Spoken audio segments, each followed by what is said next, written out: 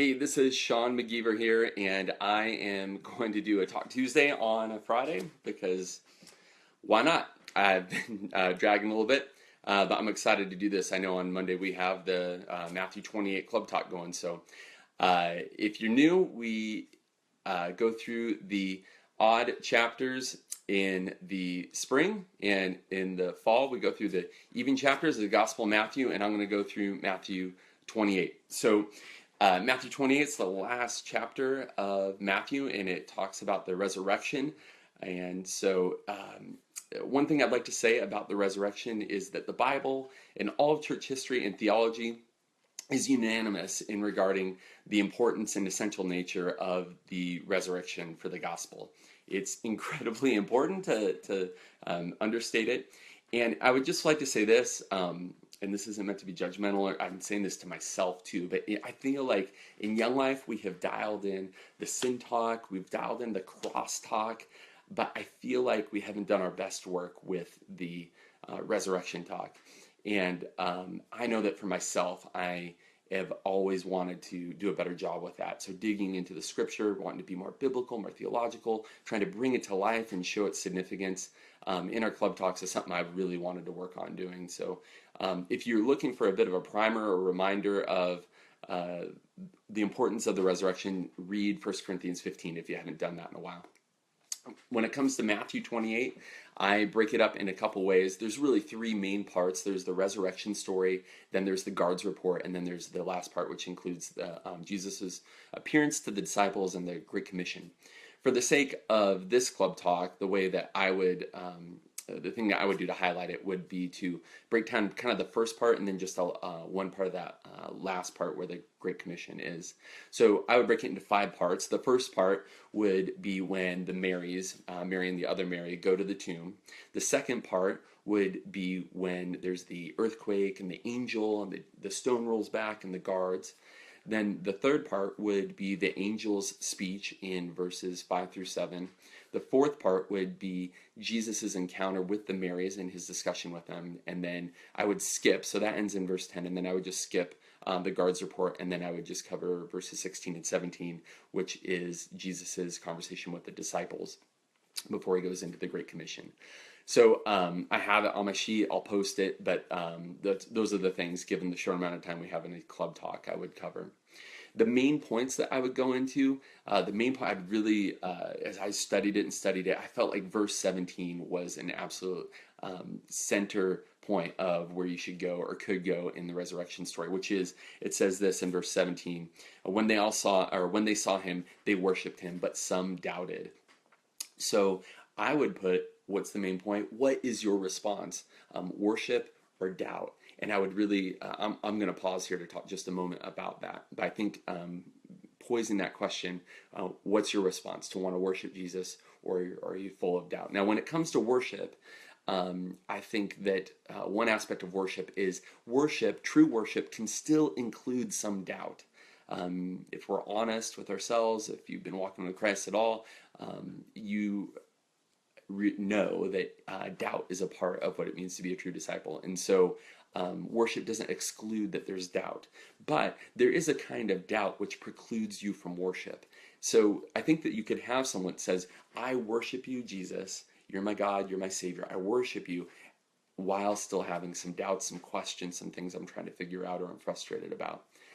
That's one response. There's another response, which is where you would be so full of doubt that you do not want to be that person. In other words, I won't worship you. No, am I a worshiper? Am I a doubter? No, I'm a doubter, and I don't see myself wanting to worship, believe, trust that Jesus is Lord. So anyway, just kind of dialing those in a little bit. You can have some worship with doubt, and you can, but there's a kind of doubt that lacks worship. Now, I also really like the word worship for being like an invitation word. Do you want to follow Jesus? Do you want to worship him? Because sometimes when we talk about belief, and certainly coming to Christ includes belief, it can be just kind of cognitive, just agreeing with facts, that sort of thing. But worship is something that we do only in really unique situations. We believe all sorts of facts, and we change our mind about facts all the time.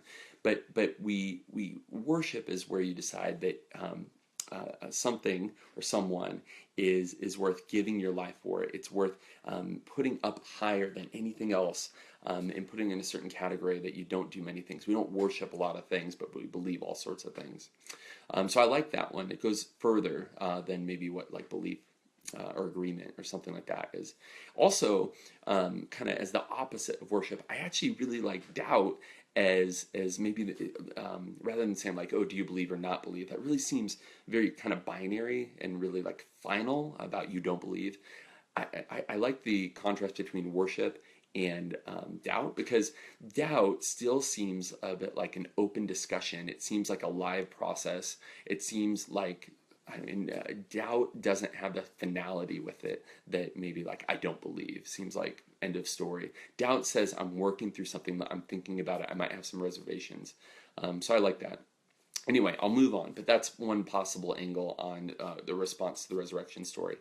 Another response or main point might be that what is your hope temporal or temporary or eternal?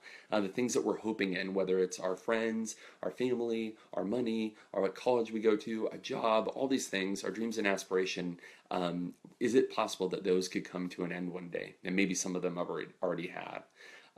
Or are you hoping in something that's eternal? So pointing at the resurrection shows us about the life to come. Another one, it's really simple, a main point. You can just say Jesus is alive. He's not dead, but he's alive. So what does this passage show us about Jesus?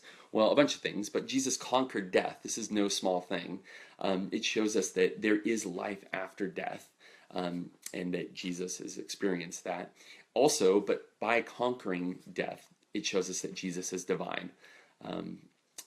So there's that. Also, Jesus is not just a mere man or friend or wise teacher or great advice giver. He is one that accepts worship. I think sometimes in a lot of evangelism and preaching, even in Young Life, when we talk about Jesus, Jesus could easily be confused with normal people. So when we talk about Jesus as like he could help you with your problems, he could be there for you when you're sad, these sort of things, lots of people can help you with your problems. A lot of people can be there with you when you're sad. I'm glad that Jesus can do that also. But Jesus is absolutely unique in that he rose from the dead and conquered death. And so it shows us that he's not just some teacher or advice giver or something like that. He is one that we can worship. And there's no other person, no matter how much good advice or how much they're there for us, for a shoulder to cry on, or that they hear our deepest, darkest secrets. I'm glad that there might be people in the world that can do that for us. But Jesus uniquely is the one that can do that and is the one that deserves our worship. Okay, so those are a couple of things that this passage shows us about Jesus, because they worship him in verse 9 and 17. What does this have to do with our life? I like that it brings up like three really very real and vivid feelings and experiences that we all have. One is fear, the other is worship, the other is doubt. Fear, in verse 8 and verse 10, it's a normal response to the risen Jesus, to thinking about what happens after death. If you've ever thought about what happens when I die or something, and you start to have fear, that's a normal response. In fact, we see people wrestling with it in verse 8 and 10. They go, wait, we thought you were supposed to be dead. This weirds us out. We're afraid. Or to realizing that Jesus is truly alive. If it really dawns on them that Jesus is not dead, but he's risen from the dead, it can cause you to fear. You go, wait, maybe there is something that I really need to think about regarding Jesus. Another one is worship, and I've kind of gone through that. And then the other one is doubt. Doubt is a normal response to the risen Jesus. It happened in verse 17. It happens today. If you have fear, worship, or doubt, if you have feelings or responses like that, those are normal. Another thing that this has to do with our life is that we all think about what happens after we die, and this story gives us a glimpse of what happens next. I'm going to just cover a couple of technical details and then give some illustrations, and then we'll be done. But when it comes to technical details, there's a bunch of technical details when it comes to trying to harmonize the resurrection stories in Matthew, Mark, Luke, and John. I'm not going to attempt to do that here. It can be done, and it's definitely worth looking into. But for the sake of a club talk, let's just stick with the text, and I want to point out a couple of technical details. First of all, in verse 1, when it talks about the Sabbath, it might be good for you in the background to know that the Jewish conception of a day started with the sunset. So the Sabbath would have been from sunset on Friday until sunset on Saturday. So that's 24 hours. For us, we should probably generally think Saturday, but just know that it started a little bit earlier, and then that helps us actually understand a little bit about the 3 days chronology about Jesus being dead for 3 days. Jesus passed away and died around 3 p.m. on Friday, so that would have been the first day, which actually on Friday that would have counted. So anyway, all that to say, that's the Sabbath, Saturday for the most part. And then in verse 1, when it says on the first day of the week, that would have been what anything after the Sabbath. So technically speaking, the first day of the week began at sundown, it's Saturday. But we know from verse 1 when it says at dawn of the first day of the week. So then that pushes us not on Saturday when the sun goes down, but at dawn, which would mean Sunday when it rises. So that's the first day of the week. Now, when it talks about Mary and the other Mary in verse 1, Mary Magdalene and the other Mary, this is like fantastic on a bunch of levels. First off, it's wonderful that the first eyewitnesses of the resurrection, and of the empty tomb are women, and that they are the first evangelists and all that, and it lifts up the role of women and the place of women in the gospel, which is fantastic. But also, another interesting aspect of that it's Mary and the other Mary in this passage is that if you were going to try to fabricate a story, you wouldn't have said that it was women who were the first ones to see an empty tomb and to meet Jesus, the risen Jesus, because women in the Jewish culture were not allowed to be legal witnesses. They were not allowed to testify. They were not believed, sadly. And so if you're going to fabricate a story, the last thing that you would do is say, yeah, we have this story that we made up, and it was women who saw Jesus first. So basically, like, the irony of it is the reverse logic is true. Because it was women, and that there's no, like, trying to explain away that it was women that saw the resurrection first, that gives credibility to this story, that it's not something that you would have fabricated, because it actually wouldn't have been as convincing that way. So moving on, also it talks about the tomb in verse 2, and I just encourage you, so a tomb would have been the rock that's rolled away up against another rock, and if you just look back at the end of verse 27 and verse 66, it would have been sealed, and when you look into that word and the customs of those days, it probably was sealed like with a waxy substance, so that might help bring some clarity to your talk. Also, it talks 3 times in verse 7, 10, and 16 about Jesus going to Galilee. That's just because Jesus said he was going to do that. So in Matthew 26:32, he talks about going to Galilee. When it says that twice it says about worshiping, that they came and worshiped Jesus in verse 9 and 17, this is really fascinating because if you were to look back at Jesus's early interactions in Matthew 4, when Matthew is talking about Jesus in the wilderness and the temptation with Satan, one of the things that Satan does there is he calls for Jesus to worship him. Satan saying, "Worship me," and Jesus' response is that we're only to worship the Lord. Jesus makes it really clear, "I'm not going to worship you, we're only to worship the Lord," quoting Deuteronomy 6:13. And so when Jesus in verse 9, in verse 17, allows people to worship him, he's effectively saying, kind of echoing back to Matthew 4, you're only to worship the Lord. I am the Lord. I am worthy of worship. I'm letting you worship me. I'm declaring who I am by accepting your worship. And then the last one was just a little bit on doubt, and I have it on my sheet there, but it's not a settled state of unbelief, but a state of uncertainty, hesitation, being divided in your mind a bit. It's not final. A couple possible illustrations, and then I'm done here. One is that I always like to have leaders stand up, say, I know Jesus died, and it might be hard to kind of believe or understand that he's alive, but he is truly alive, and I can actually give you proof of that. And I have the leaders rise up and I say, all these people have been powerfully impacted by the living God. He's alive and active in their lives.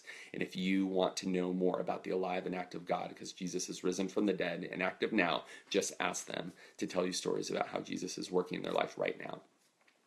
Another possible illustration, you could be that you kind of act out in verses 5 through 7 the angel's announcement about Jesus. You could, I know it's a bit cheesy, but maybe you could bring in a ladder and go up and talk from up high. I think it would just grab a bunch of people's attention, because it says in there um, uh, that it says a little bit earlier in verse 2 that the angel rolled back the stone and sat on it. So you could just kind of act that out. It would definitely draw attention.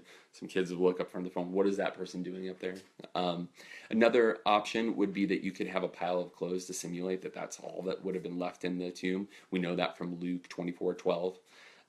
So you could just have a pile. What did they see when they looked in there? This is what they saw. You could just empty up a bag of clothes and put it there. Another thing that you could do is you could call someone up and kneel down and grab their feet to illustrate what they did, what the women did. In verse 9, it says that they came to him and clasped his feet and worshiped him. And if you were to just pull up a club kid from the middle of the crowd and do that, like kneel down, grab their feet and say, this is the position of worship, you could say, we don't do this for humans. When's the last time you did something kind of ridiculous like this? Kneeling down before another person, grabbing their feet, which would have entailed like kneeling and bowing before them. You go, we don't do this for humans. This is the response that they had for Jesus, because he's unique and he is God. I think pulling someone up would really bring that to light. One last thing is, when I've done a resurrection talk, sometimes I use a little clip, and there's a short little clip at the end of the Passion of the Christ movie, and I actually have a little link to it. There's somebody's put it on YouTube.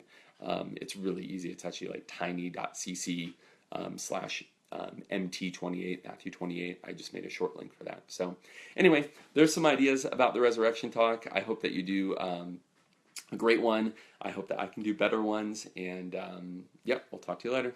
Thanks.